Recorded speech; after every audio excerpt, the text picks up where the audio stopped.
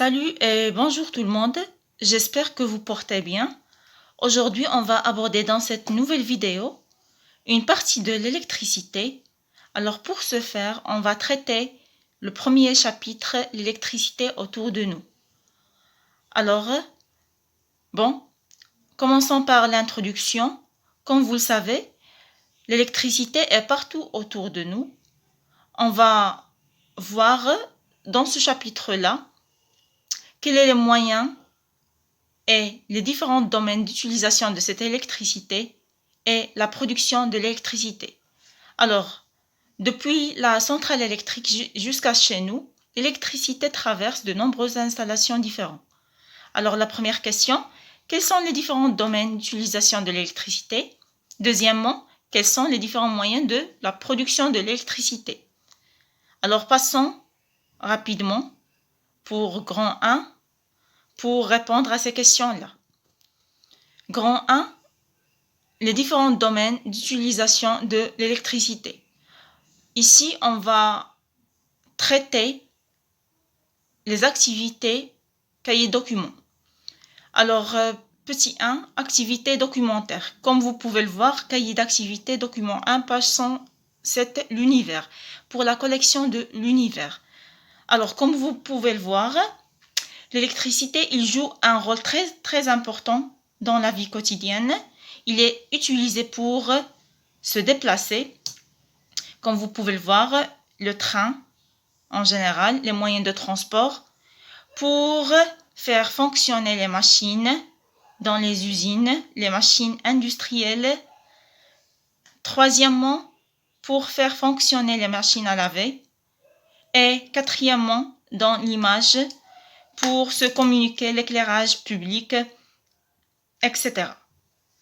Bon, découpez s'il vous plaît ce document-là et essayez de coller. Alors, à la ligne, pour la conclusion, on va noter tout ce qu'on vient de voir dans l'activité documentaire. Alors, l'électricité est un élément essentiel dans notre vie quotidienne. Il sert à faire quoi? Soit on va utiliser à la maison, dans l'éclairage public ou bien domestique, chauffage pour les appareils électroménagers, aussi bien pour la communication, téléphone, radio, ordinateur, la télévision, etc. et d'autres moyens, pour le transport, les voitures, trains, TGV, etc., tramway, etc. Alors, passons grand 2, la production de l'électricité. Dans cette partie-là, comme vous pouvez le voir, on va voir les sources et les éléments essentiels pour produire de l'électricité. Bon, on aura besoin d'un cahier d'activité pour les premières années collège section internationale pour la collection univers.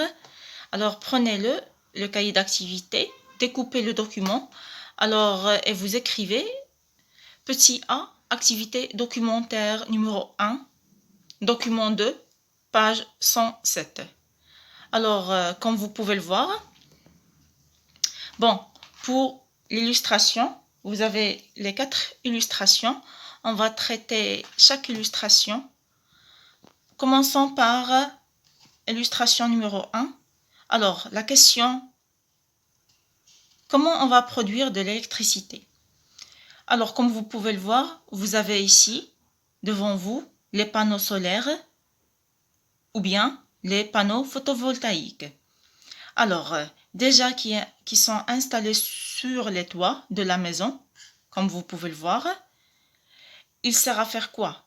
Il sert à transformer l'énergie qui provient du soleil, qu'on note cette énergie-là qui est l'énergie solaire, très bien, qui est l'énergie solaire.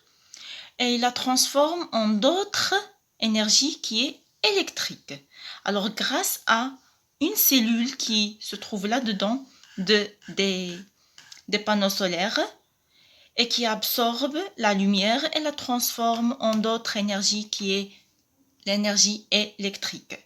Ça, de 1. Deuxième chose, Deuxième chose, passons pour l'illustration numéro 2 et l'illustration 3. Comme vous pouvez le voir, nous avons des centrales qui est thermique. Alors, il sert à produire l'électricité à partir des machines qui est thermique. Il transforme les chaleurs en d'autres énergies qui est ici l'énergie électrique. Pour la quatrième, comme vous pouvez le voir, nous avons les centrales hydrauliques. Les centrales hydrauliques, en général, leur fonctionnement, ils utilisent l'énergie qui est mécanique, qui provient de l'eau, en mouvement de l'eau, comme vous pouvez le voir ici. Est-ce que vous voyez?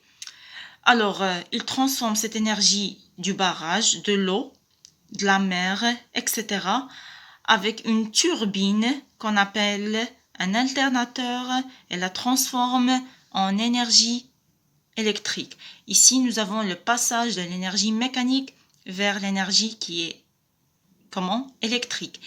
Pour celui-là, l'énergie qui est solaire en énergie qui est l'énergie électrique. Et pour le fonctionnement des machines électriques, les machines électriques, centrales électriques, ils transforment que ce soit la chaleur ou bien d'autres choses en énergie qui est électrique. Alors, voilà pour cette partie-là. En passant rapidement on va nommer les centrales dans chaque figure. Alors, les panneaux solaires ou bien les panneaux photovoltaïques dans la figure 1. Deuxièmement, centrales nucléaires. Les centrales thermiques pour la figure 3. Et quatrièmement, la dernière, la centrale hydraulique. On n'a pas traité l'énergie éolienne.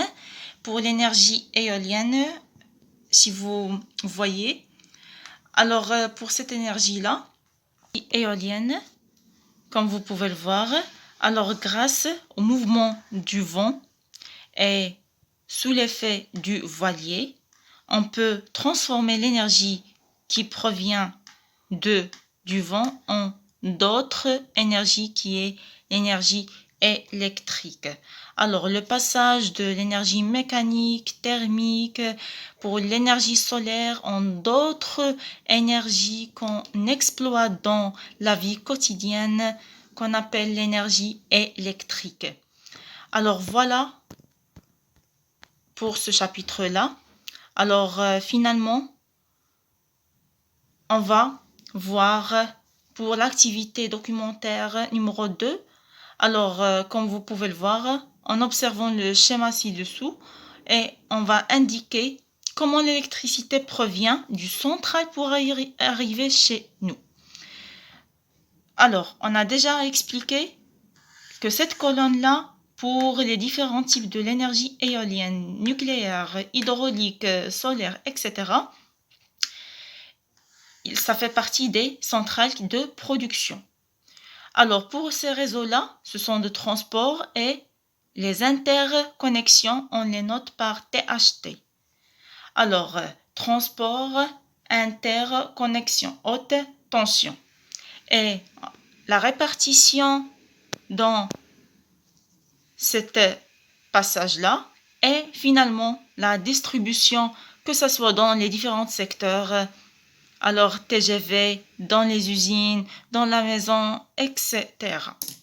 Alors, il faut bien retenir les 4 étapes: centrale de production, transport, interconnexion et répartition et la distribution. Alors, la conclusion générale, l'électricité que nous utilisons quotidiennement est produite dans les différents types de centrales.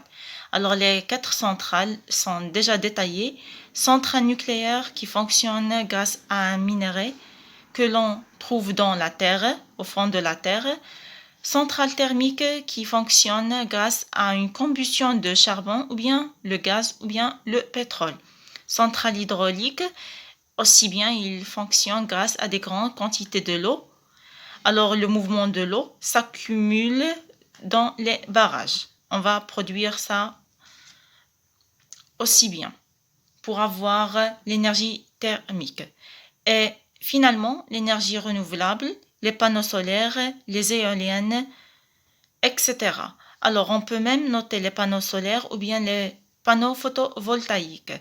Alors, depuis la centrale électrique jusqu'à l'utilisation chez nous, l'électricité traverse par de nombreuses installations différentes. Ces nombreuses installations, on a déjà vu dans le chapitre précédent. Alors, l'exercice d'application. Alors, vous avez trois questions concernant le cours. Donnez des exemples d'utilisation de l'électricité à la maison. Deuxièmement, indiquez comment l'électricité provient de la centrale pour arriver jusqu'à chez nous. Et troisièmement et finalement, nommez le moyen de production de l'électricité dans cette maison. Alors, dans cette maison, on va prendre cet exemple-là, celui-là. Voilà. Alors, il faut traiter cet exemple-là. Alors, j'espère que cette vidéo va vous plaire.